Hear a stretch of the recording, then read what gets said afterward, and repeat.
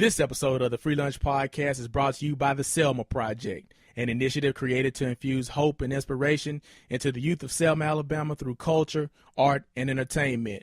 It is a call on natives and friends of the Selma movement to use their gifts, talents, and resources to pave a road of success for future generations. And brought to you by faithful listeners everywhere. And now to the show.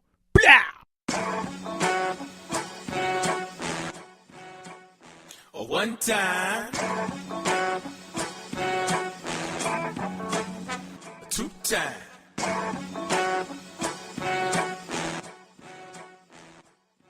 three.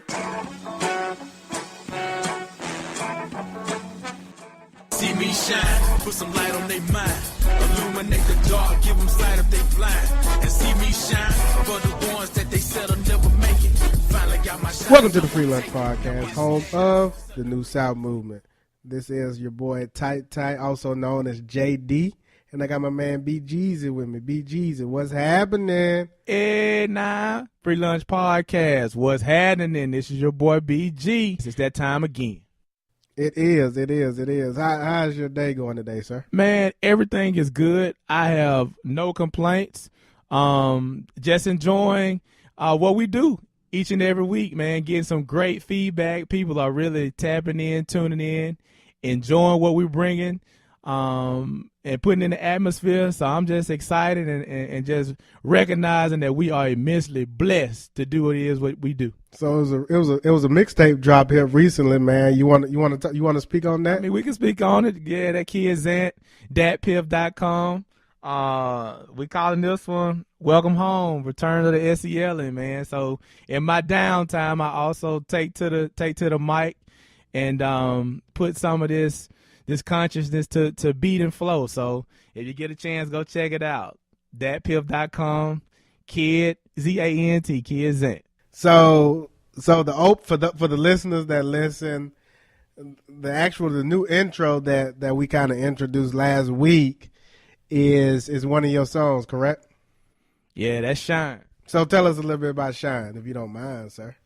Well, Shine is just a song, man, about coming from where we come from, looking the way that we look. You know, there are a lot of odds that are stacked up against us. There are a lot of people that we encounter on a day-to-day basis that don't want us to succeed or don't want to see us do great. And so that song is just speaking to, we here and it's our time to do what it is that we do and not to be afraid to shine in spite of what people may speak against you. And so it's just a little flossing on it, talking that talk. Talking that talk. Hey, Shine, Soul Food, and Forever. I really like them three, man. I listened to this to the mixtape a few times actually.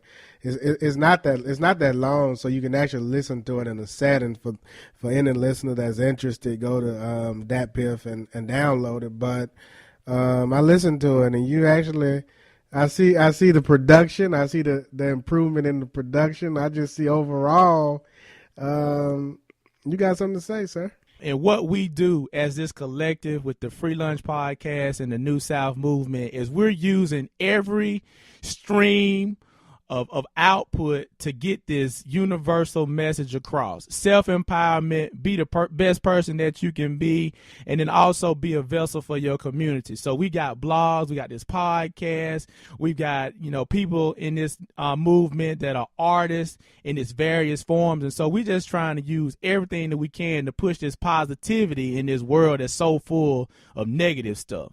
So we got to come in all types of directions. And you forgot one other form that I want you to kind of give the people a kind of quick summary on the Selma project and the actual turnout for that. And we had a few podcast listeners that donated, but we were able to reach our goal. And so can you just kind of explain to the people what happened on that particular night on April the 30th? Oh, no doubt. So we did have the Mandela play that basically was sponsored by the Selma Project, and just at the level of the project, it was good that the support came from individuals that cared about it. It wasn't no corporate sponsorship. It wasn't even the city sponsoring it, but it was just individuals in this movement that said, hey, I'm going to give of my resources to help get this project off of the ground for somebody else, for a community that they're not even in. And so that was a success. We reached our goal. And then, people came out. It was a free event, and we had good representation of the community. We had educators. We had people who work in the healthcare field. And we had people that are just like community organizing type people that were there, and they were able to partake in it. We had a moment where they were able to interact with the cast that performed the show and have some dialogue as it relates to, Mandela's story, and how his story is very much similar to the story that, that we have experienced in the history as African Americans here in this country. And so it was a great thing. It was the first time, we had some students from the college that came over, and they served as hosts for the event. You had myself putting it on, and it was just an all-around good time. But even bigger than that, man, we call it a project because what it is that we're doing is, in my opinion, kind of a new concept. It's a concept of forcing our peer group to being servants, to being of service to the community in a very indirect way. And so we're just testing the waters, bringing this new type of programming to a place that's been quiet for a minute.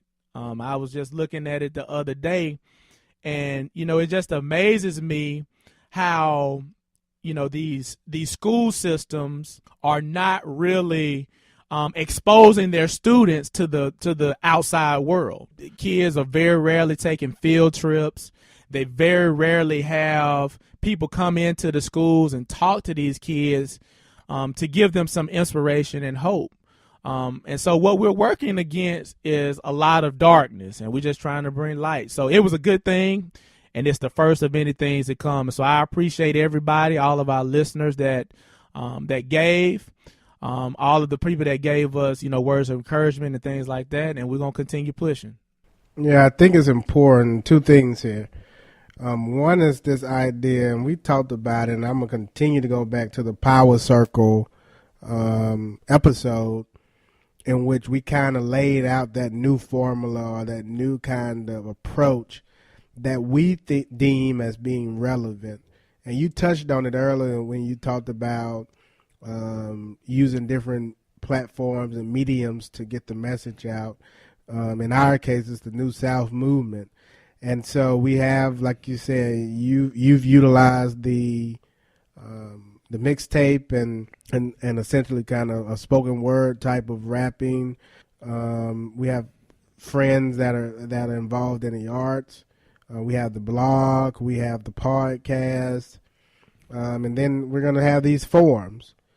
Where similar to the Selma Project and trying to go to different cities and partner with, continue to grow the brand, but also continue to essentially utilize that new kind of project style where we can serve the community, but also enlighten the community and empower the community to think outside of the city limits that they're so accustomed to, and bring them the arts and the culture. So I think that if we continue to have these different types of forums, we can continue in different cities. We can continue to kind of bring that positive message that you mentioned earlier. So we have a few other things that we're kind of planning, and a few other things that we'll reach out to the listeners if you're interested in supporting, or if you have an idea. We would like to hear your idea and see how you can become a part of the New South movement. And one other thing that I noticed, man, is just that people are getting excited. We put that out there, and then there have been people in different places that, have gotten excited and have started putting plans together for things that they can do in their immediate area. So it's catching fire, for real. Oh, that's good to hear. That's good to hear. So let's talk about a new hot topic before we actually get into today's show. And I kind of want to talk about the Claudia Jordan situation. We actually had C. Frank Campbell, who's a member of the Free Lunch podcast crew, and since he's still in Auburn, he was actually able to kind of go and interview the security guard. But before we even get into that piece, if we could just kind of take a step back as to the actual event and what led up to C. Frank Campbell going up to the Auburn Mall. You kind of want to share some thoughts on that, BG? I'll just give people the story. See Frank Campbell on location. I wish I had known Claudia Jordan was going to be in Auburn. I probably would have made a trip to get an autograph or something. To do what? To get an autograph. I'm going to leave that one alone. Continue. I'm going to leave that one alone. Anyway, so the story, of course, it starts with Instagram. Everything starts with Instagram, the new news source. So I got tagged to a post that Claudia Jordan made, and to my surprise, Claudia Jordan was in Auburn at the Auburn Mall, where we both have spent a lot of time during our time at the university. And so in this particular video, she's basically being escorted out by the mall security, and based off of her report, she's being escorted out because she had her sunglasses on in the building and they were escorting her out. But in the midst of her recording her video, she also kind of expressed that there might have been a tone of racism, that they were picking on her or asking her to leave for her sunglasses because she was black, and that they had seen other patrons in the mall that were white that had their shades on, that nobody said anything to them. So we got that, looked at it. Of course, there were a few more videos, short videos on her Instagram page that were the continuation of that. And so when we got wind of that, like you say, we've got a correspondent that's right there at the heart of where it was all going on. And so we close friend, listener to the podcast, a contributor to the podcast, a member of the podcast. So this is a voice that you've all heard before. And he was eager and ready to roll. So we had a staff meeting, and yes, we did. Yeah, and it was agreed that he would go out there, go to the scene, talk to some of the security, and try to get, I guess, a completion of the story by way of getting some input from the security staff and some understanding of what really happened on that particular day. And don't share came to play. Exactly. And we're not going to share with the people what the security guard said, because we posted a video, and for all listeners, I do encourage you to go to the video in which C. Frank Campbell goes to the actual Auburn Mall, and then he summarizes in a statement what his conversation with the actual security guard stated to him. So I don't want to give that particular story away or what was said, but I do want to encourage listeners to go and listen to the story, because I find it very interesting how you have one perspective, Mrs. Jordan, and then you have another perspective from the security guard, and how Ms. Jordan was so quick to essentially say and say Auburn, don't shop at the Auburn Mall, they racist, and maybe I need to. Let me look. I probably should look and see exactly what the quote said, but I don't know. I didn't take too fond of that quote, because I felt like it was said out of emotion versus really strategically or really in a manner that was accurate. Yeah, because I had never experienced with me being attending Auburn University and going to that mall. Not to say that I've had racist experiences in Auburn, so let's just get that out of the way. But I've never had a racist experience in the mall. But I think the summary and what and how C. Campbell kind of summarizes the entire thing really brings some light to the situation. And that's the dilemma, is like, we've been in that mall and, we haven't had issues. Now, granted, I haven't been in there with sunglasses on, and I'm sure that, because of her celebrity, it was probably a group of people moving through that mall as a collective, which likely brought a lot of attention to her anyway. So I've never been in that situation, but I've never had any incident like that where I was isolated in that particular establishment. But that's not to say it wasn't some of that profiling type thing that we experience in the community. But I think that video really brings that other side that completes the story that people need to at least hear before making a judgment one way or another. So yeah, we've got that YouTube channel, Free Lunch Pod C. It's all together. So Free Lunch Pod C is our YouTube channel, and go check out that particular video that C Campbell put together, and let us know what you think. Yep, and like I said, you can also access it from the blog, but just to clarify, the actual statement was never go to the Arbor Mall if you're a minority and you choose to wear sunglasses. Clearly, it's against the law if you are black. Meanwhile, we saw 2 white women and a white man wearing sunglasses who were not harassed or even approached. There was no sign saying that sunglasses were not allowed. Please do not tell me racism is dead. I'm a classy, educated woman with no criminal record, simply wanting to shop in the local mall who was harassed by punk. Mall security and police were called.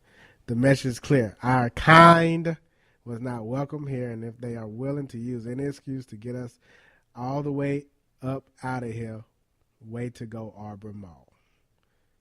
And then there are it's a tough statement, boy. Then there are 2,102 comments on that page. So I'll say my comments to myself. I will allow the listeners to go and listen to the post from C. Frank Campbell, and I am not interested in an autograph from Miss Campbell, Miss Jordan. I am not interested in the autograph. I will allow you to get that. That's the least I could do. Okay. So let's move on to the actual topic for today. And I think it's a topic that you and I can speak on very well. And I actually got a Vine for today simply because the Vine is sponsored by a faithful listener. A faithful listener. We love you, faithful listener. Listens every week, listens to all the podcasts, and has sponsored the Vine. So in this case, it's not going to be a lot of singing on this one, but it's going to be... with the spoken word? Basically.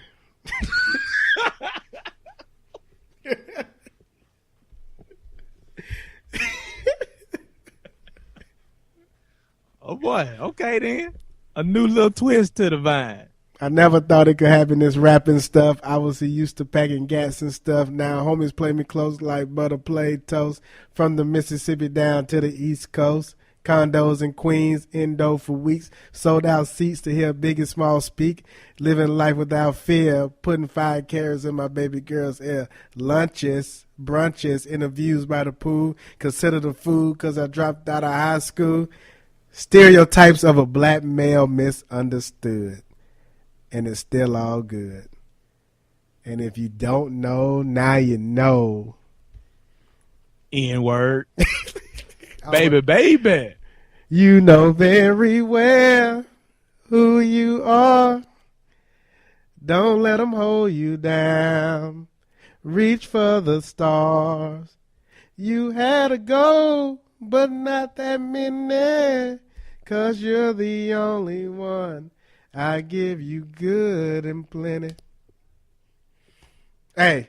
That's a good choice, man. That was a good one. It ties in. I tried to highlight that one line in the entire song, Classic by Big and Juicy.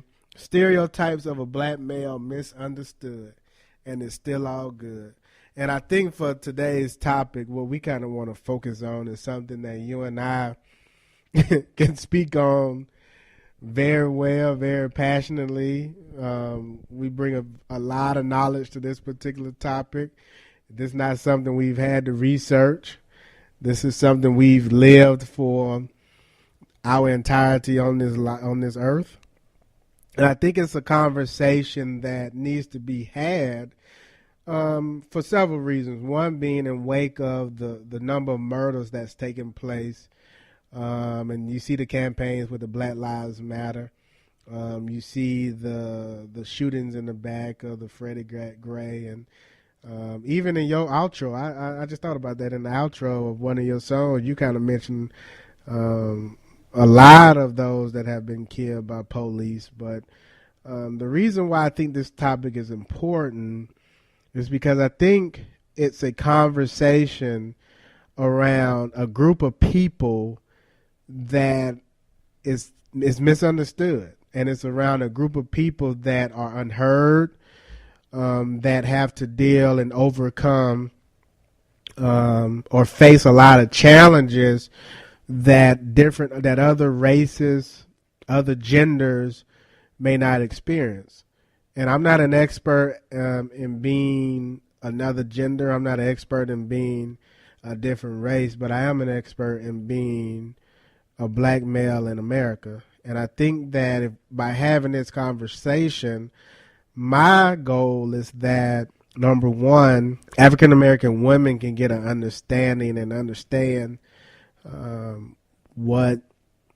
how a black man thinks and some of the trials or challenges that he goes through. So when he responds a certain way, understand that there's history behind the way he responds today. So yesterday kind of defines today in a lot of ways. So I think my hope is that from this conversation that can be learned, but also from this conversation it can allow black men to kind of take a step back, do some self-reflection, do some understand their value, and understand that there's an ultimate purpose in calling for you. So hopefully a number of things can be accomplished from this conversation. But one thing I know for sure is that we have two experts that can talk on this, that can speak on this topic. And that is the truth. Chronicles of a black man. And in this present climate, turning on the TV, you seeing the murders, the black males being victim of police brutality and excessive force, and then the media, when you do speak out as a black male, they don't label you as a man or a concerned citizen. Now they're using words like thug, which we now know is a replacement for nigga. And so even in my space now, man, being college degreed, having a decent job and still and things like that, I still feel like I'm under attack. And for the sake of my brothers, we're all under attack. People are responding to us in a certain kind of way. They're referring to us in a certain manner, and they're treating us in a very, I just say, disrespectful manner across the board.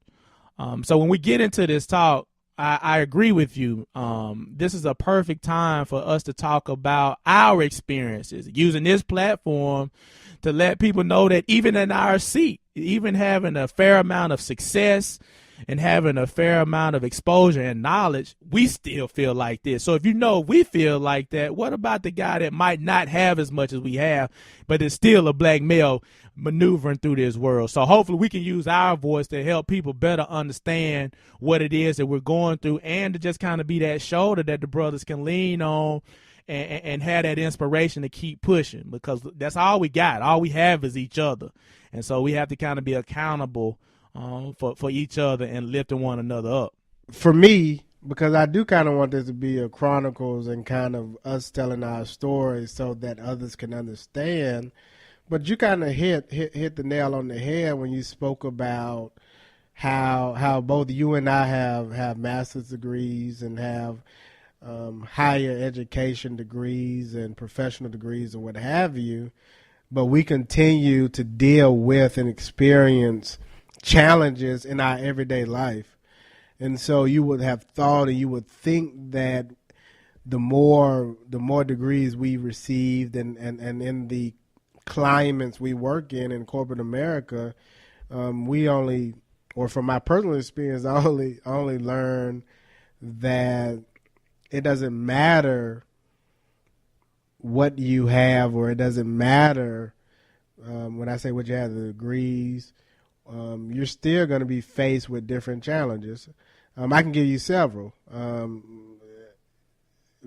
Just here recently, and it's a story that I've wanted to share with the podcast listeners for a while, but just here over a month ago, celebrating my birthday, we were riding back from a small town in Virginia, and we had just ridden the four-wheelers and had a really good time.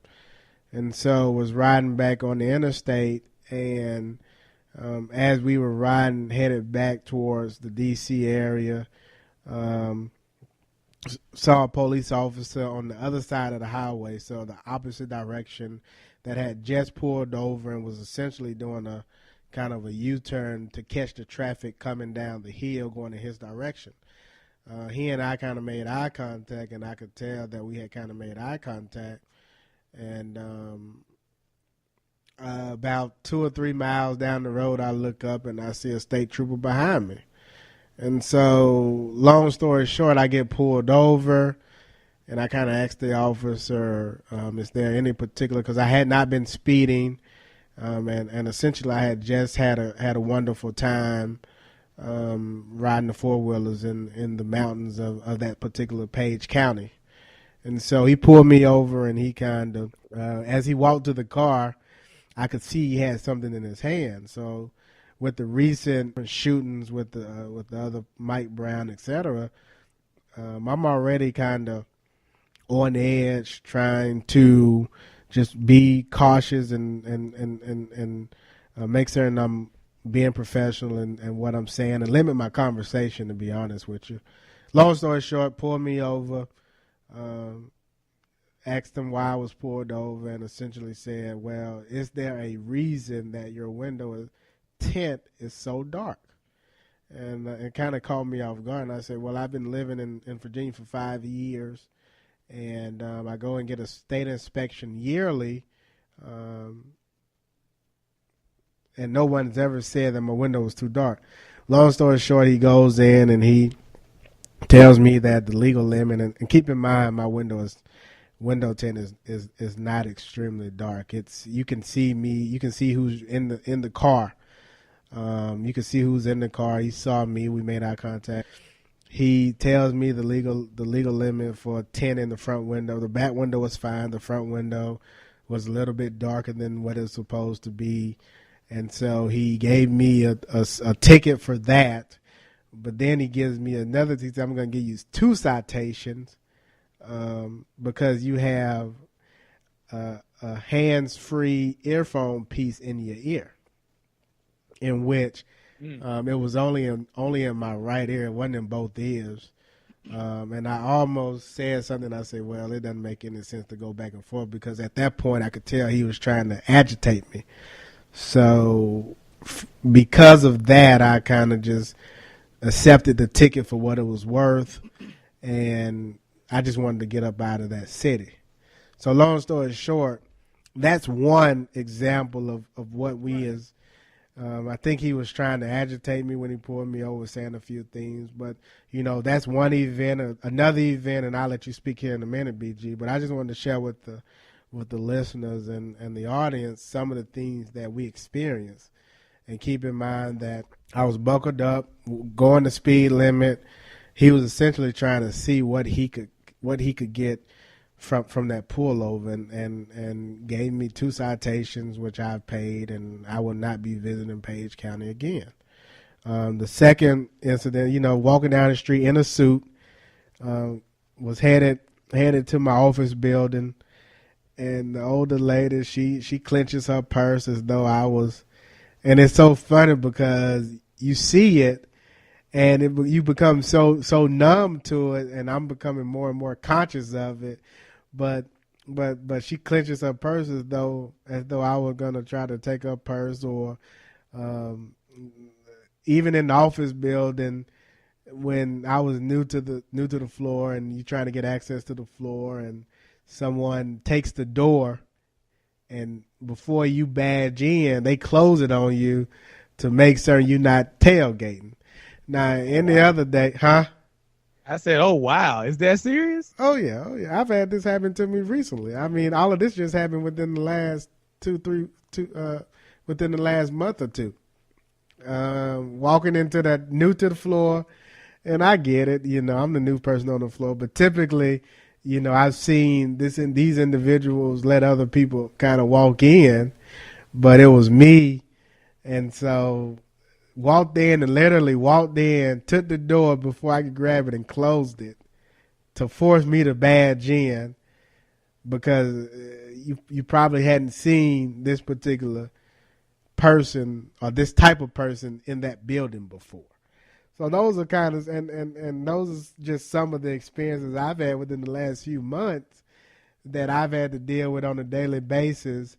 And you just get up and you keep your head high. You just keep walking and understand that it's nothing against you, but it's just ignorance of the individual. And it's examples of how the myths are dispelled about, well, only a certain kind of person have these interactions. Only a certain person, a person that's driving a car with flashing rims and loud music, are the ones that get profiled. Nah.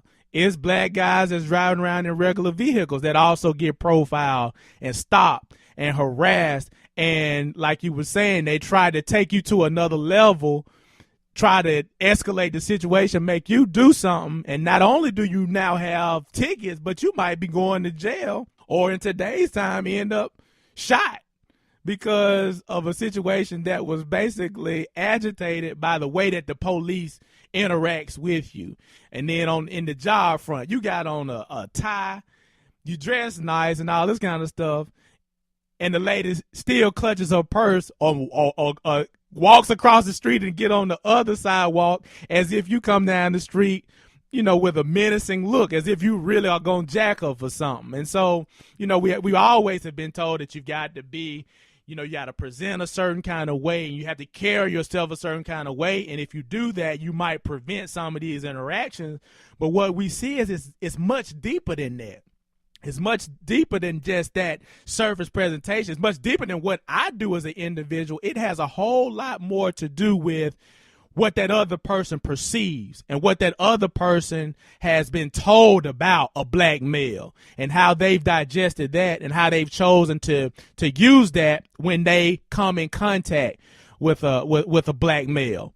And we know that there's so much history tied into that, tied into how the world views us as black men. And then we know that you know, that perception is perpetuated in the media.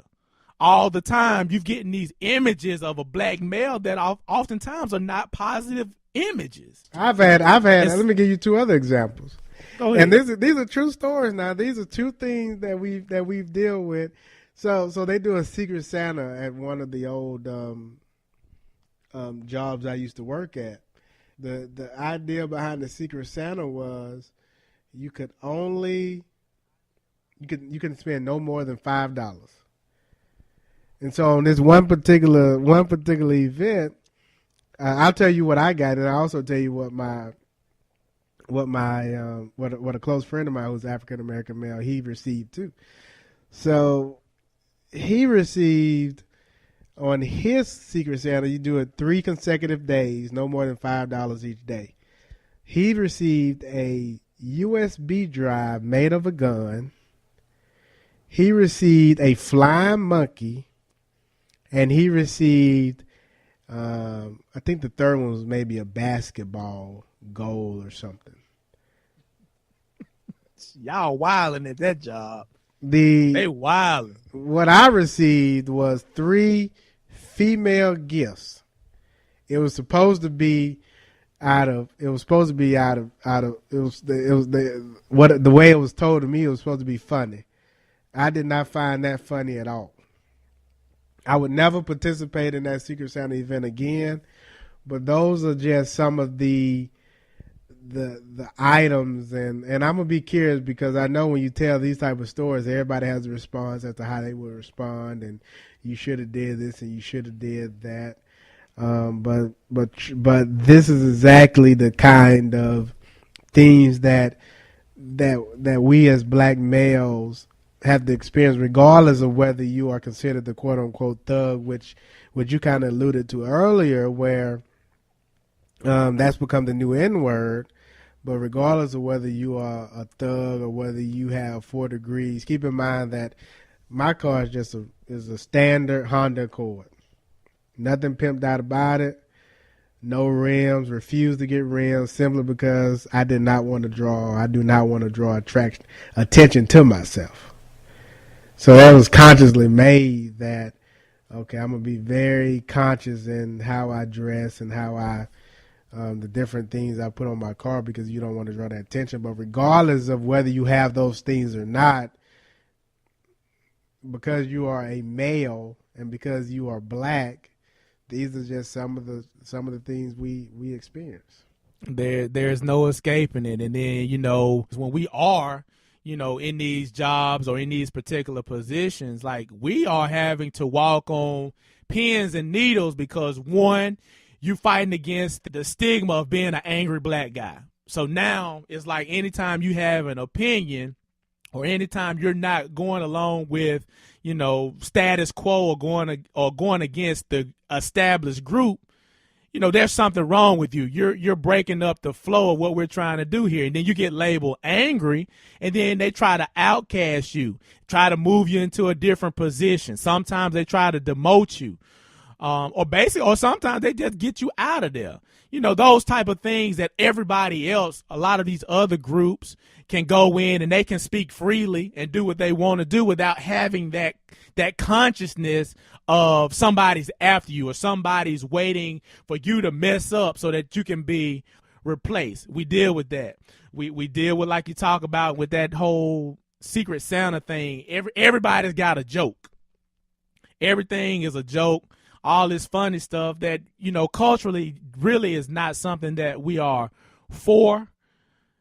We don't agree with it. We don't like it.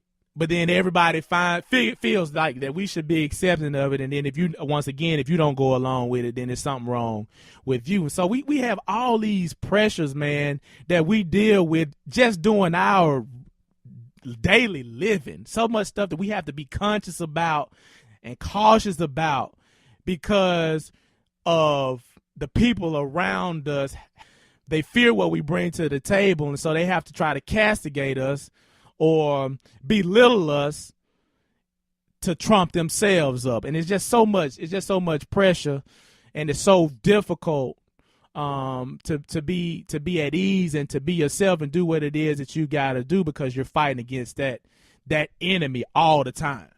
Yeah, no matter where you are. And I give those, and I mean, I'm sure the audience would like to hear some of your personal experiences too, BG. But the reason I bring those up is because when you experience those things on a daily basis, and you kind of, I mean, whether it's the Secret Santa ordeal, whether it's trying to not be seen as the quote unquote angry black guy, what have you, and you go through that environment or that daily for 5 days a week, I think it's important that, and I share these things because I'm sure we all go through different challenges and different things we have to overcome.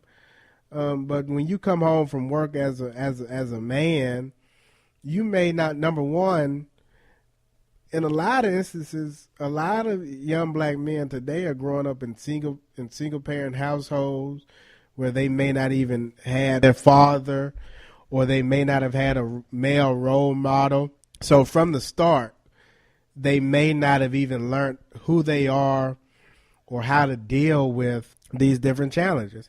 Even today, I grew up with both my parents for the majority of my life, and I talk to my dad daily, and I have to run these things through him and share with him some of the challenges I've gone through to get advice on how to deal with those. But just imagine a black male that may have grown up without having their father, that father figure in their life, and then having to try to figure out, because a lot of this you're learning on the fly. First generation in corporate America, in my case. So learning on the fly, it's not retail. My mom does retail, but it's actually in what they call corporate America, what have you, and trying to figure out how to deal with these obstacles and these how you've been perceived and how you've been profiled, and needing someone to come back and talk to, but then at the same time having to come home and try to understand, okay, today I just need to figure out how to regroup and how to not allow those challenges to really affect me. And I've had my share, too. I've had the police incident being stopped and all that type of stuff. And I've had the lady change position, clutch a purse, put the purse on the other side, consistently looking back to see what it is. But even further, I've also had, in my profession, dealing with the public on a, day-to-day basis in a healthcare setting where I'm the primary provider. I've had situations to where dealing with like an older white population, older white male, to where he couldn't understand how a black person could be in the position doing what it is that I was doing. So it was just a total stretch of his imagination to see a young black male, being in charge of his medications and stuff like that. And so I've faced all of those things, from other races, other ethnic groups, so forth and so on.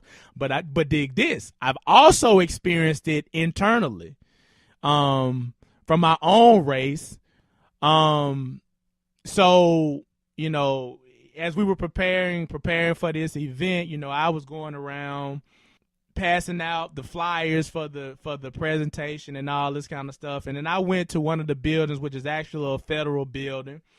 And, I was already kind of wondering if I should be, over there. But I know that there are a lot of people that work in that building that have kids and stuff like that. So I'm going over there. I'm passing out flyers. I'm putting flyers on the vehicles and whatnot. And this black lady busts out the door, right? She just busts out the door. And she was like, hey, you can't put those there. And so her tone was all the way off. She didn't really know what it was that I was doing, and I was like, explaining to her what it was. It was an event for the city, da-da-da-da-da. Is there anybody that I could possibly give these to get this information out? And she was just like, no, you need to get those off the car and leave. And I'm like, okay, well, and I got on my work stuff. I got on my shirt, my slacks. I even got my little ID badge on from work. So it's not like I'm out there, doing no party promotion or nothing like that. And, I'm telling her what this is all about, and there was no interest in what I had to say. And so my feeling is that in her mind, I wondered what the interaction would have been if I had been a white guy, or if I had been a black female or a white lady out there in that same capacity. What would the interaction have been? Even after I'm explaining that I'm trying to do something good for the community, you don't even want to have that dialogue. So it made me feel like she might have had some type of preconceived notion about a young black male to come out and kind of address me that way. So it just really struck me that even in this particular setting, even when you're trying to present a certain kind of way, when you're not on any BS, even your own people will handle you in a certain kind of way, very similarly to how, some people who mean you bad that might come from a different ethnic group might treat you. And so that was real peculiar to me. So, this thing that we're talking about as being targeted as black males, I think it stretches farther than just our interaction with police and interaction with old white ladies walking down the street. I think it's more of a global thing that we're up against and that we have to prepare ourselves for. That's personally what I'm thinking. I think you're right, and the whole point of this conversation is to really introduce the audience to situations that we experience daily, and in so many cases, I don't think other genders and other races experience experience the same type of whether it's blatant or even not ignorance that we experience. And I call it ignorance because I don't want to call it racism, because I can't for sure say that it is or isn't, but I can definitely say it's ignorance. But just imagine if you experience that on a daily basis, two things happen. You either become numb to it, or you don't even find ways to communicate to other. I haven't told anyone those stories, other than possibly my dad. He would know those stories. But this may be the first time that my brother, who's a listener, or my mom, or my sister, or someone that listens to the podcast, this may be the first time they hear those stories. And then if I'm dating, when I'm dating, and the girl I'm dating now, I haven't shared these stories to her. And so this may be the first time she hears it. And so when you come home from a long day's work and you just want to kind of unwind and just kind of be by yourself, it may be that you're just tired of some of the things that you go through on a daily basis, and you're just looking for a way just to kind of unwind. And I share that because I just want women and other people to know that as a black male, we go through different experiences, and in a lot of cases, you don't know how to deal with them. So you're trying to internalize and trying to self-reflect to see what's the best way to handle the situation. I got another friend that actually works on a global project and was in a meeting and got called the N-word by one of the managers that he was working for. Not a U.S. manager, but a different country manager. Got called the N-word in the meeting. And so he had to deal with that situation. But the whole point is that I can give you endless stories of situations that I'm not talking about the quote unquote thugs on the street. I'm not talking about the guys that got shot in the back that's been portrayed as being hoodlums. I'm talking about guys that go to work every day, that go to a 9-to-5 and have to deal with different internal politics. I've heard situations where you've basically been tried. Someone has tried to talk you out of getting your promotion that you may have not even interacted with. So when you come home from a job like that and you're trying to internalize and you're trying to figure out how to deal with that situation, just understand that these are the type of challenges that we as black men deal with daily. But the world has been taught to beat the black man down. If you look throughout history, that has been the key to this whole supremacy thing that we live in, is keep the black man down. When you look at the lynchings, when you look at laws that they came up with that were targeted at getting black males in prison so that they could use those prisoners for slave labor, basically.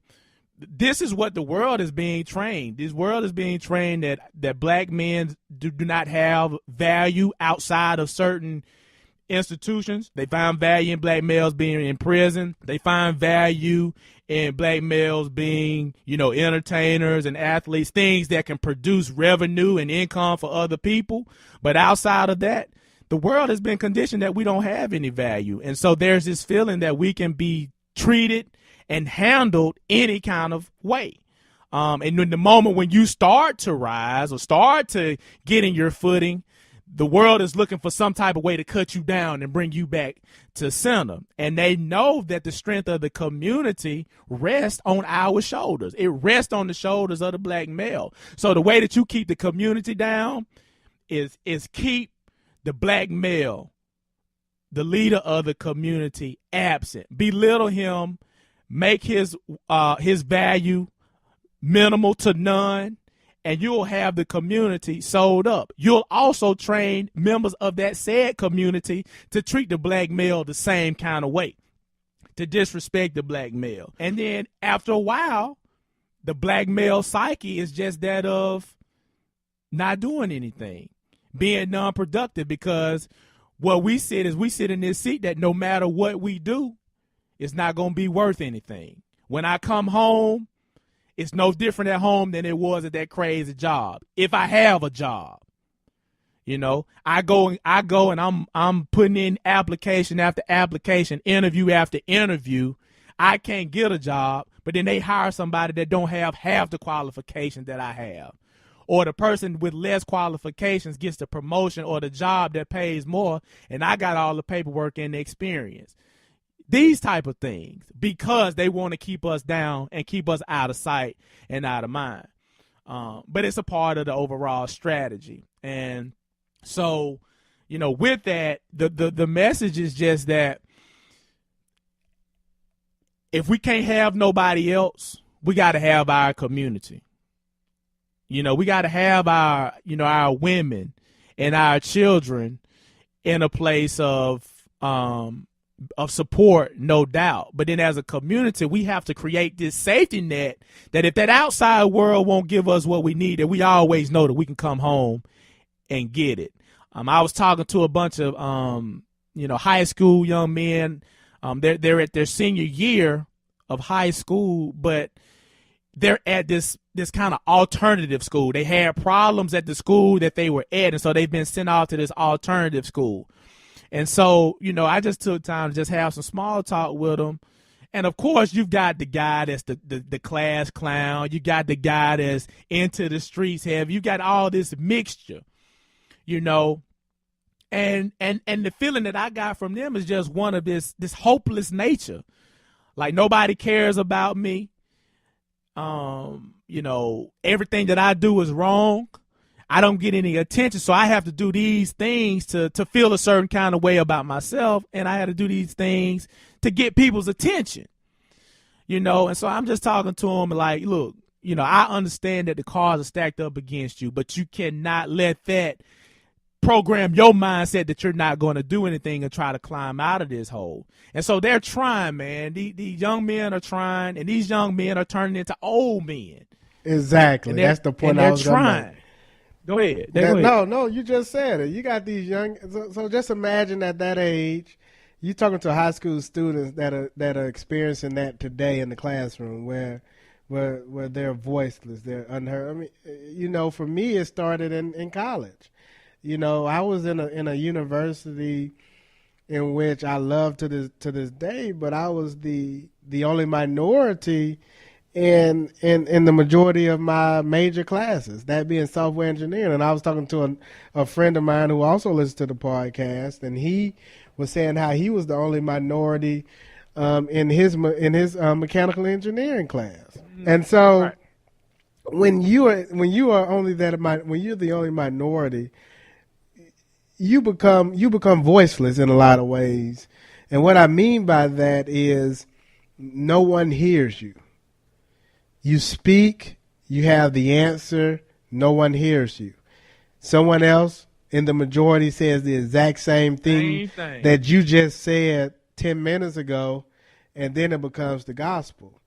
For sure. And so when you have to experience that growing up from college and it carries over to professional, you can become numb to it, but also you can figure out different ways, and you try to think of different ways just to be heard. And then you come home and you may be talking to your girlfriend or your wife, and you may say something, and they may not even hear, or they may be half listening. So you may say, and you say, I just said that. So you may get frustrated, or an argument might break out. But the root of that may have been created from college, or what I'm just using that as an example. But it could be many examples like that, where you come home, and sometimes as a black woman, you might just want to just listen to what he has to say, or allow him to have his me time, because from 8 o'clock until 5 o'clock, you don't have any idea what he may have just gone through. And just giving him his space and knowing that he's there in your presence in a lot of ways may be good enough for him to eventually open up to a space where he's comfortable sharing the stories that may have occurred that day, but he may not even be willing to share those stories between that 8 to 5 because he may have shared that in the past and got nowhere with it. Yep. And so the point being is allow him to grow into that person, and just understand that if he's with you and you know he's not out there in them streets or doing anything, know that allow him to grow into that space because he'll share once his time. And then the second thing that I wanted to say with the fellas is that know that others are experiencing the exact same thing you're experiencing. So this show, Chronicles of a Black Man, I'm pretty sure many of you that listen to the podcast may be able to tell this exact same stories that we told, or you may even be able to add to these stories. But know that there are other people going through the exact same experiences that you're going through, but also know that you have self-worth and self-value. And because you have those things, you're in a place and at a situation that, number one, you should use to inspire and motivate you, but also use it as a way to understand how it relates to your ultimate calling and your purpose. The whole point and purpose of this podcast was to really let people understand what it is to go through as a black man living in America. And this is not every black man's story, but this is a story that I'm sure many black men can relate to. And I'm not an expert on the woman. I'm not a woman. I'm not a black woman. I'm not an expert on that. I'm not an expert on what white men go through. I can't speak on that. And I'm sure everyone has their stories too. But I can definitely speak on the experiences that I've gone through and I've had to overcome. And I continue to strive and look back at my ancestors and what they were able to go through and use that as motivation to continue climbing to the mountaintop. I'm going to have a Kanye rant moment. Stop watching all that whack A TV on Bravo and E and VH1 and all those channels. I had an opportunity to go to one of the studios in L.A., and I was kind of in the newsroom and roaming around the studio. There is no black representation in these newsrooms. Definitely not any black male representations. It's mostly white female, white males, and a lot of representation from the LGBT community. And so with that being said, is that there is no voice. There is no true black male voice in these major media streams. And so what this is going to do is it's going to be a platform for this propaganda that further presses the point that that black men don't count. Treat a black man any kind of way. They can use those streams to paint this picture that all black men are sorry, that all black men are lazy and cheaters and all these negative things. Here's why you don't have no positive representation of black males on television and in the movies, because the people that are putting this stuff together, the creative minds and the executive producers, don't come from the community, don't look like that, and don't have any understanding of what it is that we mean. And so you just got entity, program, TV show after TV show perpetuating these stereotypes that are not truly reflective of the overall representation or population. So stop watching that stuff, because whether you feel like it's entertainment or not, it's seeping into your mind and into the way that you maneuver. It's automatic. The studies prove it. The more and more that you put yourself in a particular kind of setting, the more and more that stuff starts coming out of you. So just based off of my personal experience of what goes on in these studios, I would highly recommend that some of that foolishness be cut out of your daily diet, because it doesn't do us any good. It's not telling our story. So the black man's story is being told from perspectives and from personnel that are not even pure. Right. You know, if you're trying to tell the story of you want a black actor, a black man, you're writing a script. and the black man is supposed to do this, and he's supposed to be this way, but not one black man is involved in that script, then how has that story been told properly? Can't do it. You can't do it. And so and your point is very valid, because you have that very scenario occurring in what's on TV today. You're watching Scandal, and you have, and I shouldn't even use Scandal. Maybe I can use Scandal, but you're watching Scandal, and then you have the black man playing this particular role, or you have How to Get Away with Murder, or you watching The Real Housewives and all this kind of stuff, and those scripts that they are portraying on TV probably may not have not one black man as part of the team that write the script. And I probably shouldn't say that because I haven't did my homework on the script, but I'm making a hypothesis. Well, I mean, I think that's a fair hypothesis, especially at the level of who's making the decisions. You know, who's deciding to go with these shows, who's developing the episodes and how they want the episodes to go and all that kind of stuff. I think that's a very fair statement, because that's all you can come up with when we don't have, when there's no equality in us having upstanding black male figures in these shows. In contrast to having your share of the negative images. In any great story, you need to have balance. You can go further. Like, the thing that stood out to me is the Baltimore hero mom. Now, the mom was probably acting like any mom. Her son was out there to protest in Baltimore. She saw him out there and she was on his head. Like, she was beating on him and everything to get him out of the street. And my mom probably would have done the same thing. But what you saw was the media jumped on that and applauded it. Like, yeah, she was doing the right thing from getting that kid out of the streets and all that kind of stuff. But if you look deeper, we had a whole series of stories 6 months ago about child abuse and all these things about how child abuse is wrong, people going to jail and being suspended from their jobs and all this type of stuff. But the moment it's an issue of about, somebody speaking out in riot, which we can debate, but in riot, speaking against some of the injustices, and you've got this mom beating up on this black male, it's okay. Everybody applauds that. Now, what would have happened, and it's all hypothetical, but would that response have been the same?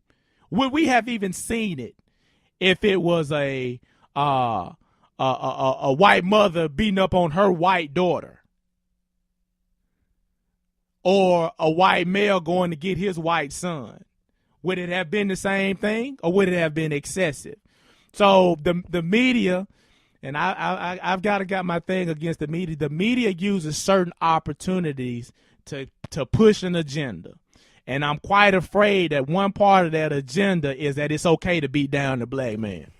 Well said. Well said. I hope. I mean, let's wrap up, because we've said a lot, and it's a heavy topic, and I can get very passionate at this particular point, because we shared a lot. Even from my perspective, telling some of the stories that we've told, and I try to be authentic, and I try to tell my truth, and I live my truth. So I'm okay with the stories that we told, but I tell those stories because I want our female listeners to understand some of the things that, as a black male, you deal with on a daily basis. And then also I want our brothers to understand that we understand, we get it, we hear you, and regardless of level of success, quote unquote success, or where you are in the classes, we all experience it, just at different levels. But understand that we have to really empower ourselves and work together collectively to educate ourselves, to figure out ways to vent and talk to one another, and to really just try to educate ourselves and change the image of the black male. And it starts from looking from within, and then working externally, and then teaching our young men and our little boys that they're understanding their self-worth and their value. So that's really all I got to share. For sure. And of course, acknowledging that, us as black men, we do have work to do to kind of restake our claim as being leaders.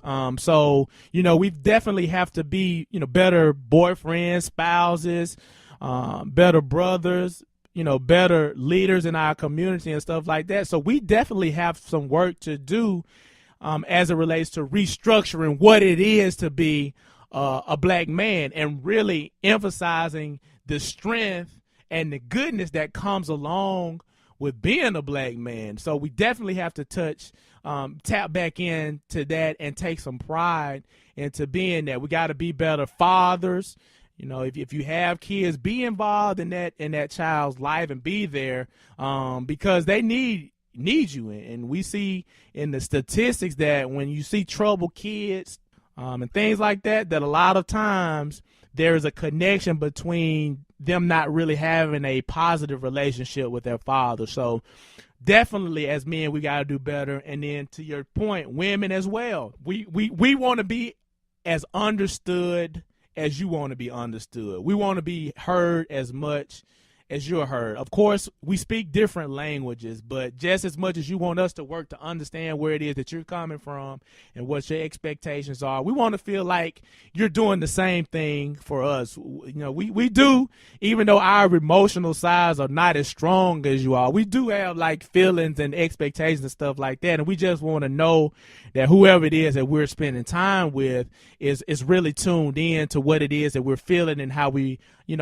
feel like things will work best for us. So it's all those parts working together, man. But we're going to definitely continue talking this talk and showing this side of what it means to be a man, to be a black male in today's time.